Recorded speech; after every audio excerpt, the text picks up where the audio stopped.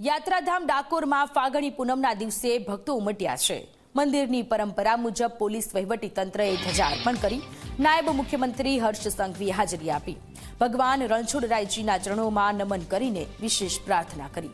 ફાગણી પૂનમના દિવસે લાખો શ્રદ્ધાળુઓએ દર્શન કર્યા। ડાકોરમાં ફૂલડોલ ઉત્સવમાં લોકો અબીલ ગુલાલથી રમ્યા। ભક્તો પર અબીલ ગુલાલ ઉડાડી મંદિર પરિસરમાં હોળીનો ઉત્સવ ઉજવવામાં આવ્યો। જય રણછોડ માખણ ચોરના નાદ સાથે મંદિર પરિસર ગુંજી ઉઠ્યું। આજે ડાકોરમાં ચારેય તરફ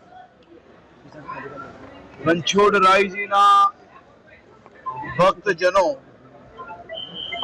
એક આશા જોડે ભગવાન સૌની રક્ષા કરે અને સૌની મનોકામનાઓ પૂરી થાય તેવી જ આશા જોડે રાજ્ય સરકાર દ્વારા જિલ્લા વહીવટી તંત્ર, જિલ્લા પોલીસ તંત્ર આ બધા જ લોકો છેલ્લા અનેક દિવસથી રાત દિવસ મહેનત કરીને સૌ ભક્તજનોની દર્શન અને બીજી બધી જ વ્યવસ્થાઓમાં લાગ્યા છે।